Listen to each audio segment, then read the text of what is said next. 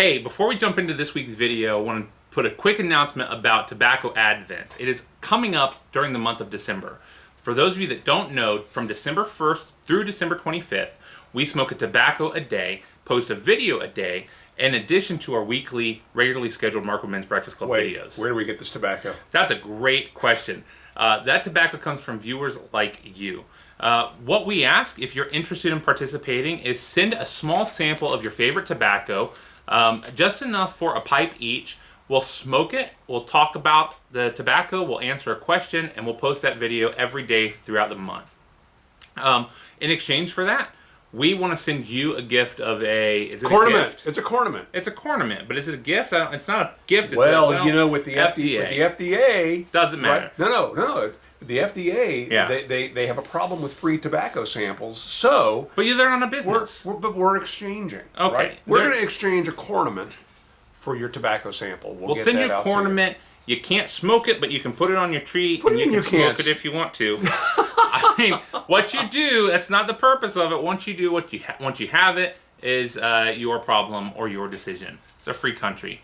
Anyway, that's coming up soon. If you'd like to participate, there will be an address down below for where you can send the tobacco sample. And we hope that you will participate. It's a lot of fun. If you go back, we've done this for the last 5 or 6 years, have had lots of great conversation within the community, and so we hope that you will do that. But now, on with the show. On with the show.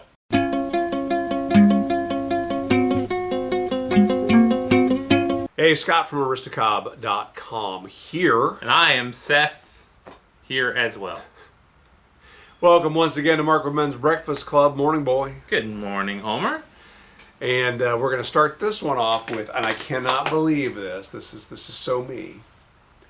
I got me a YABO. I got me a YABO. I got me a YABO. Hey. Now get this now.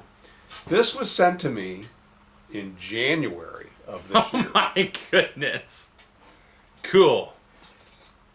And if you recall what was happening in December and January, we were in the process of moving out of the home that Boy lives in now. Yep.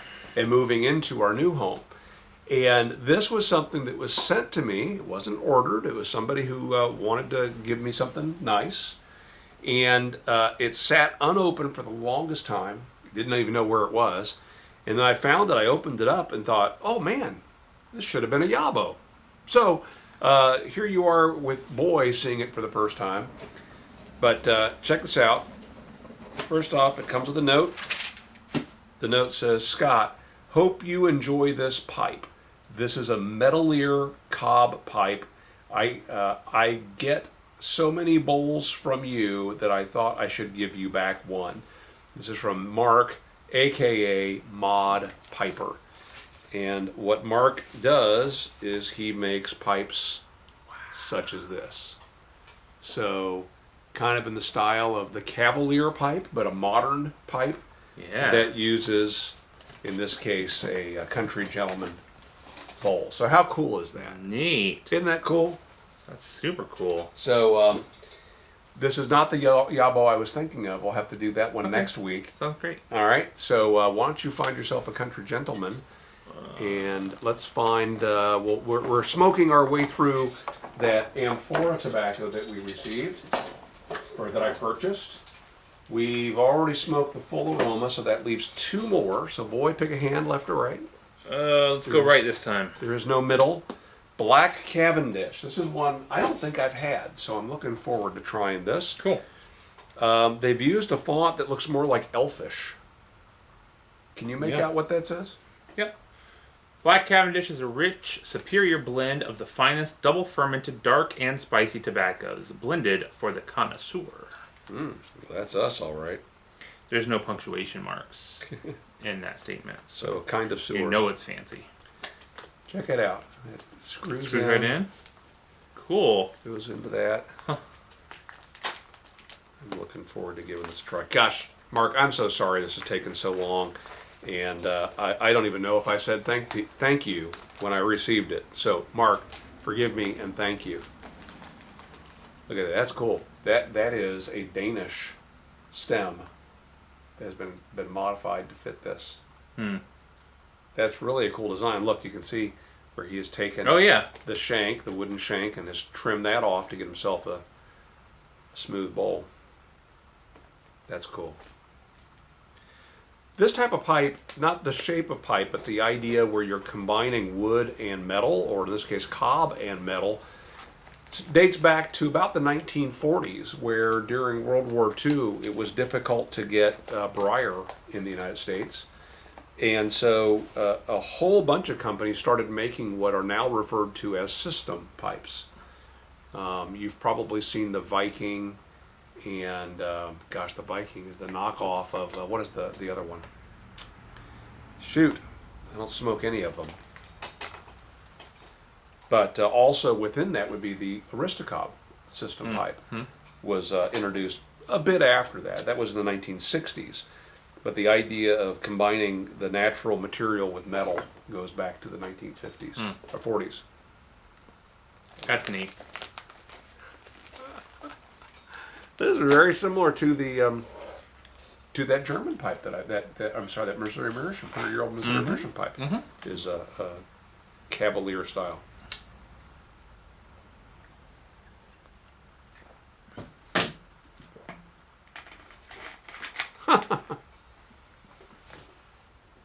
That's interesting. I have to get this thing packed right, though. Yeah, it's got the way that it draws from the center. I would think that it might be easier to pack in too tight. Which is why I packed it too loose. Can you hear it? Real airy. Real yes, airy. I can. Yeah, my bad. So, I had a whole plan. I told Seth what we were going to do. And then I opened this box or grabbed this box and realized this isn't what we were going to talk about. So, what are we going to talk about? Is a question. I have a topic of conversation. Maybe. We'll see.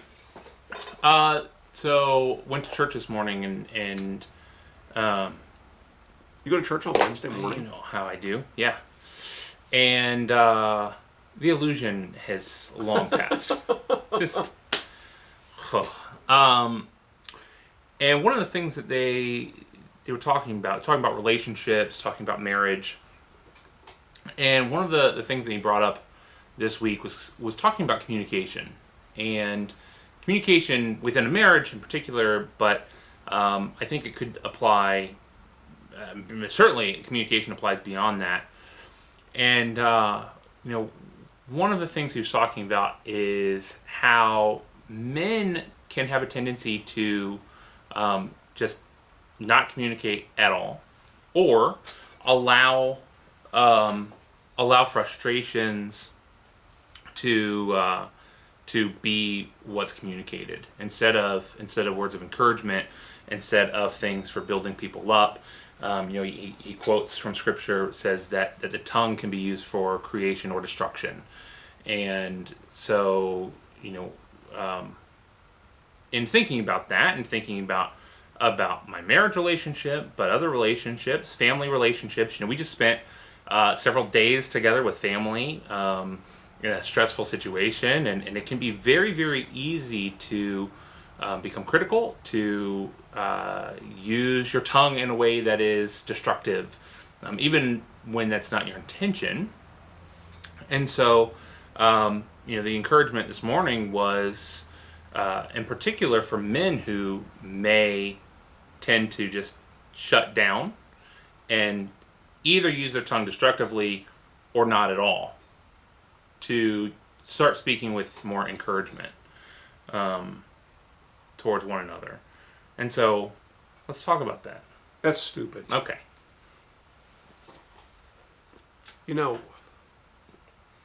Been communicating with a number of my coworkers about this trip to Germany and Switzerland.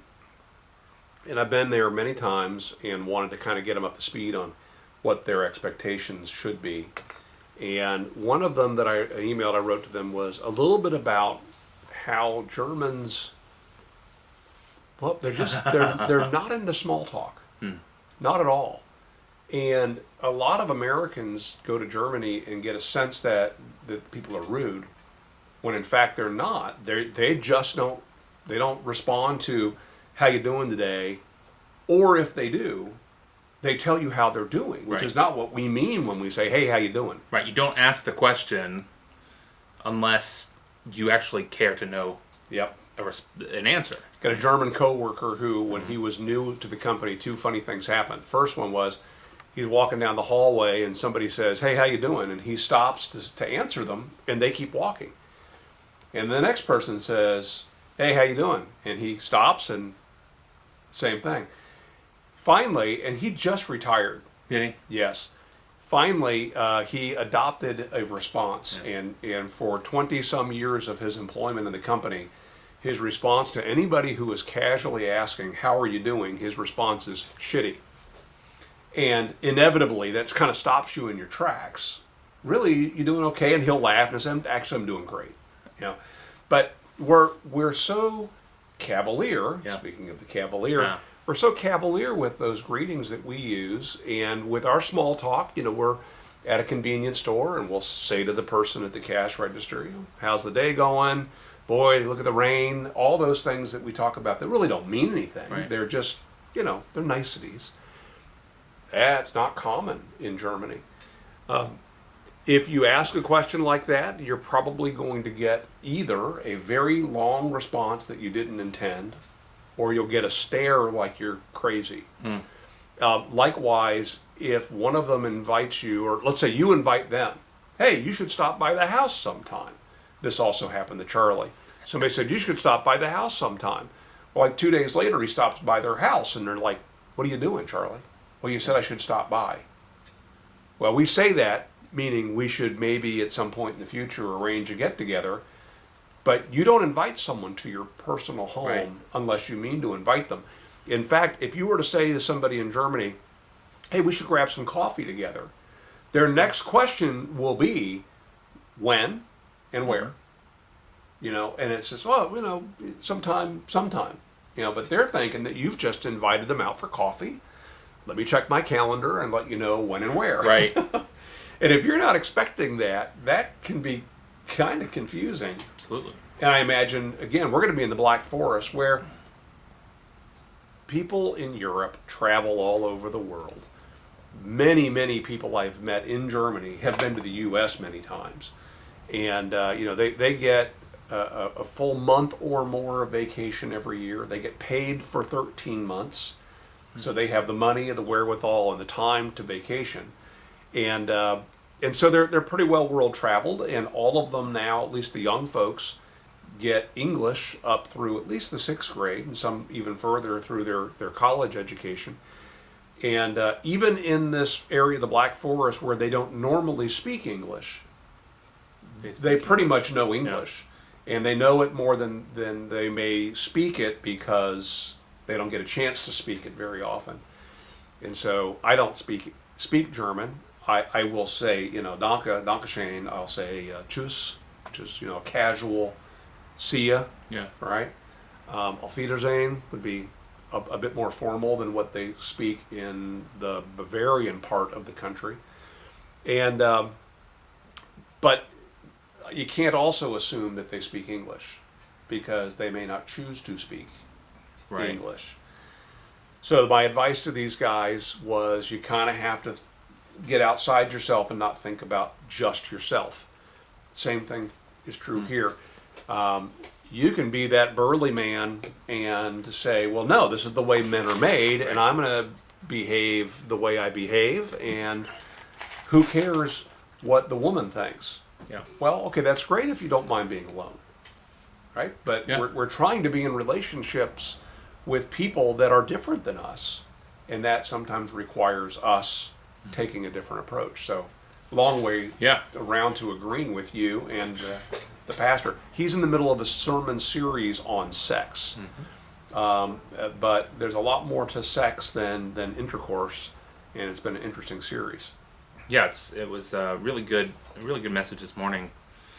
And you know, but it got me thinking what he was talking about is in terms of communication. It got me thinking beyond sex and marriage communication, relationships, to family, to recently we watched separately watched the documentary on Mr. Rogers. Won't you be my neighbor? It's excellent. If you can see it, you should absolutely see it. Don't watch it on a Delta flight. No? Unless everyone else is watching it. You don't want to be the only one crying.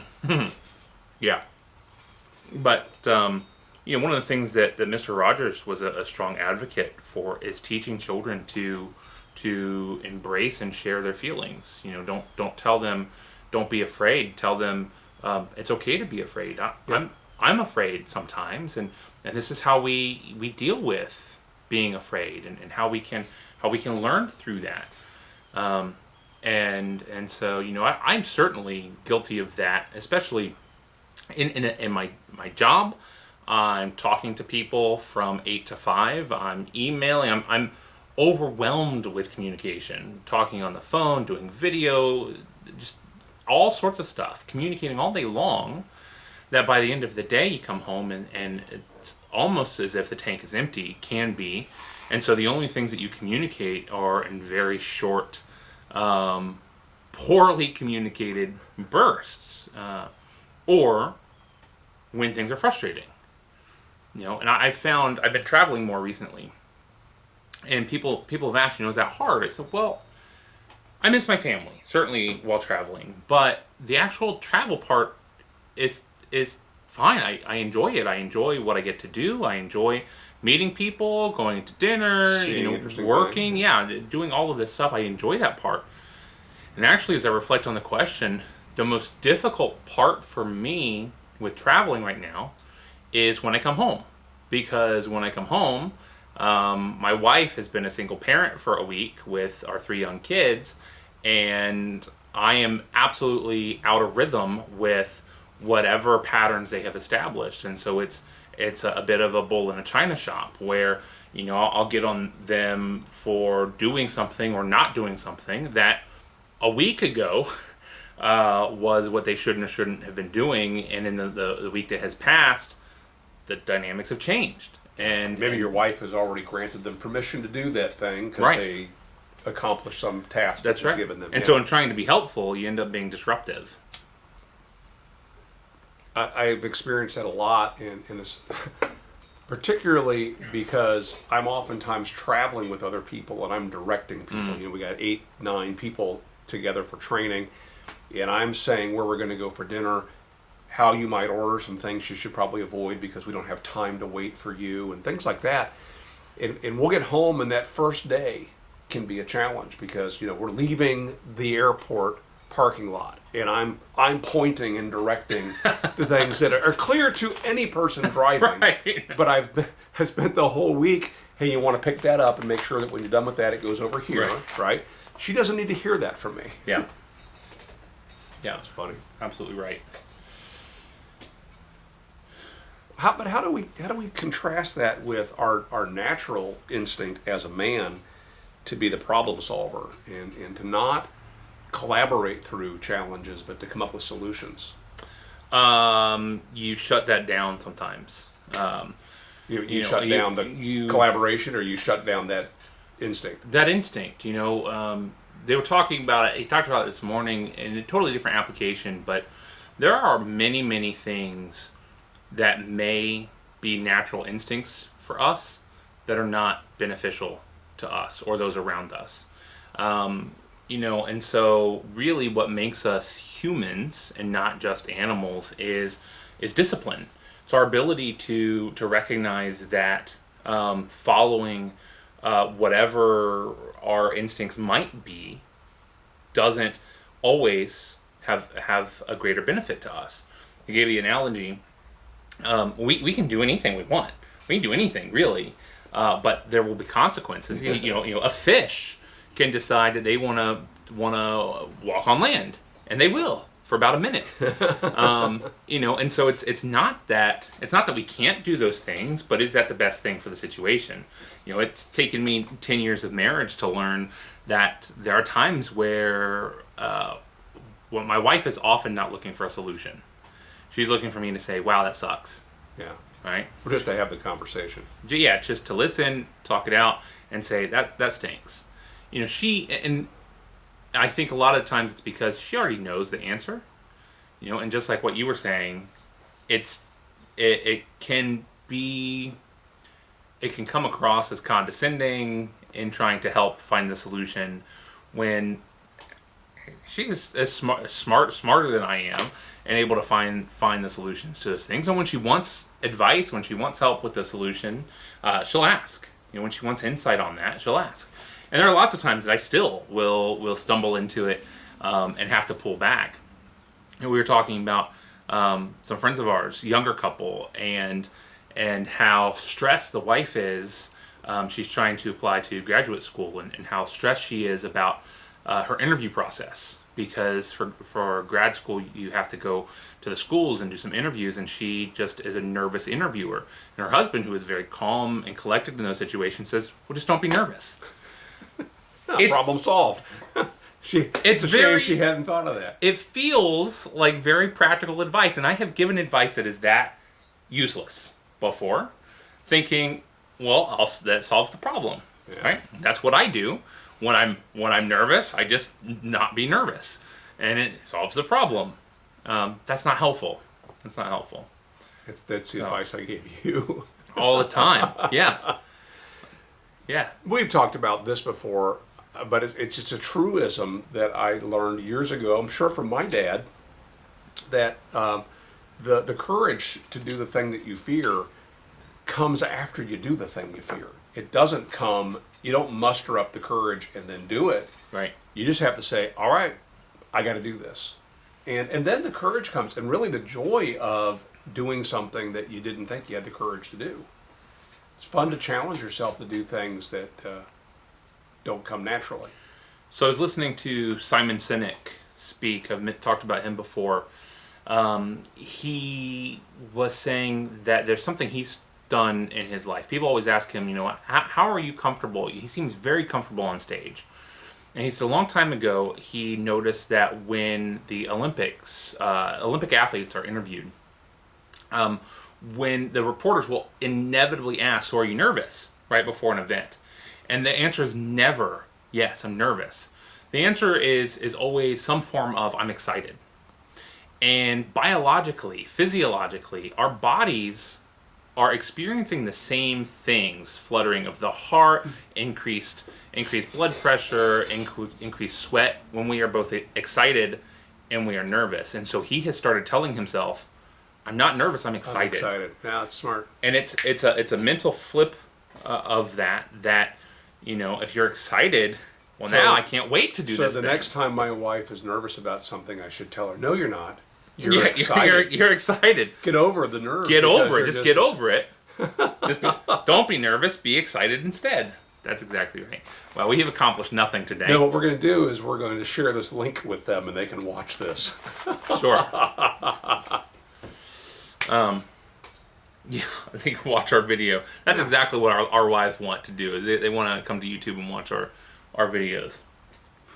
That doesn't go over well. I try to keep her out of this as much as I can, out of our videos. So and that's all great advice. And I don't think any smart person is going to tell you to stop being that thing that makes us unique. Mm-hmm. Right? We are men. Many of you are men, and we shouldn't deny that thing that makes us unique. But again, if we're going to be in community with one another and with our significant others, if they happen to be female, they're different than us, and we should enjoy those differences. Yeah, I think what struck me the most about what he was saying, and why I wanted to bring it up today, is not even because of those marriage relationships, romantic relationships, but when he was talking about how we oftentimes say nothing. If not critical, we'll say nothing, and that's not accomplishing much of anything either. And as I think about my kids, as I think about some of the male relationships that I have in particular, I don't want to be a man who is afraid to be honest, to be transparent, to be vulnerable in those relationships. I don't want to be someone that says nothing to my kids, and instead of saying positive, encouraging, uplifting things to them. I don't want to be someone who is not challenging some of my friendships and friends, even though those conversations are often difficult and hard. And so, that for me was the big takeaway. Let me add one thing Sure. to that, because you talked about being challenging, but then you said encouraging to your kids. I heard a speaker who then I in turn went and bought his book, and maybe we'll put a link in the description below if I remember to do this. But you can search Cam Marsden, C-A-M, Marsden, and Marsden is spelled Marsden. And what he speaks on is generational insights to help us understand how we fit within the various generations that have come before us and are coming after us. And one of the things that he said that really hit home is we complain about those young kids being lazy and, just not accomplishing much or having much in their minds of things that they want to accomplish. And he pointed out that one of the big problems is we as parents have tried to remove the struggle from our kids. And that there is great growth potential in struggle. So giving your kids chores to do isn't just because the things need to be cleaned and they need to learn those skills, but those skills go to lots of things in their future, decision making and organization, and also the teamwork that's going to come, especially when you have multiple children. And it's easy to complain about the kids playing video games. Well, their opportunities in the future for jobs will center very much around a computer and around some of the decisions they make when they go to battle the whatever they call the bad guy. What do they call the supervillain? At the end of the quest, there's always that whatever it is. And what tools have you been collecting along the way and learning to use so that you can go into that battle? And we need to also be sure that we're giving them those real life tools that they can use. And that isn't natural for them either. They would rather let someone else do the tough stuff and face the challenges. Yeah, my son yesterday got a card, and he's been reading like crazy, 6, and he got a card from somebody and said, "Dad, will you read it?" I said, "No, you can read it." And then he just pitched a fit because he didn't want to. He was being lazy. And this morning, he still hadn't read it. He still doesn't know what it says. And he brought it to me and said, "Dad, will you read this for me?" And trying to be sneaky. I said, "No, you can read it." And he will read it. He will read it. What you need to do is just read it to yourself. This is great. Yeah, this is great. There's along these same lines, there's a book called Smarter, Faster, Better by Charles Duhigg. And he talks about the U.S. Army and how they were getting people, privates coming in, cadets coming in, and they didn't know how to do anything. And not to say that they were unskilled, but that they couldn't make decisions. And he talks about this mental thing called the locus of control. And we all have locus of control. Flower. Right? Yeah, locus of control. And it's either an internal or an external. And it's the way that we view the world and what is in control of the world around us. So people with an external locus of control believes that the world happens to them. So they believe that they can't change anything about their circumstances. It results in a lot of victim thinking, and whereas those with an internal locus of control believe that they have power over their world and their immediate surroundings, and they can do things about that.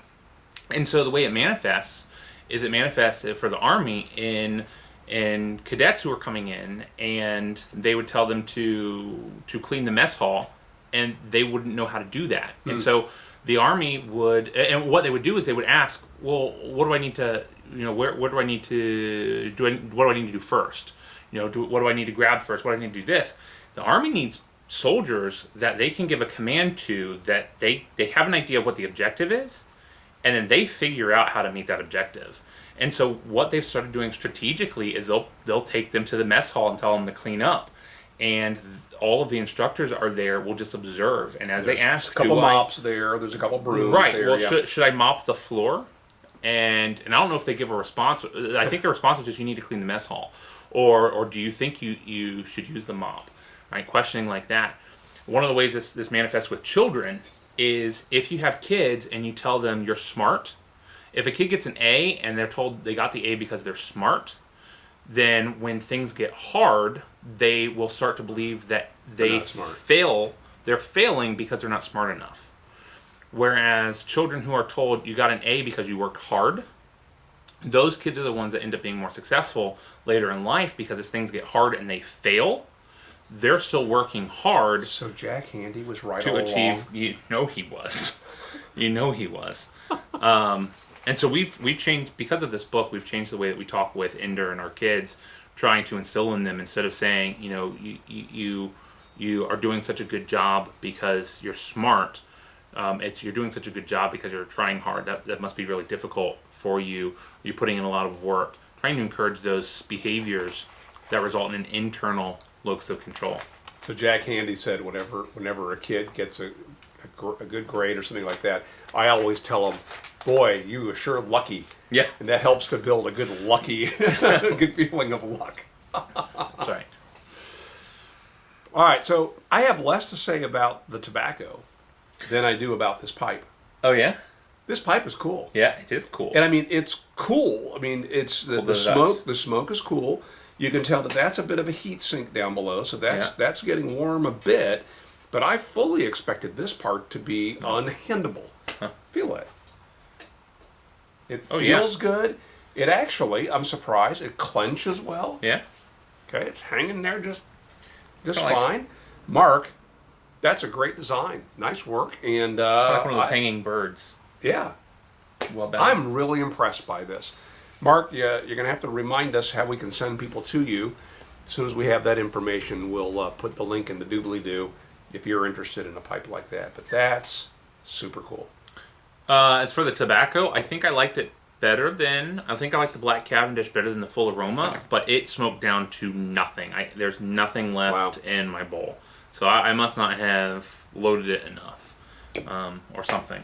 But. Could be. All right, good stuff. Hey, I can have conversations about stuff like this forever. Yeah. And I don't know, not everybody, I'm sure, is into that. Those folks have already dropped off from today's episode. Sure. But hope that you encourage yourself as well as those around you to be encouraging and to do your best to get along with one another. And, it's nice to interact with folks that aren't just like you because it's good for you too. Mm-hmm. All right. Absolutely. Make it a great week, and we'll see you again next week. See ya.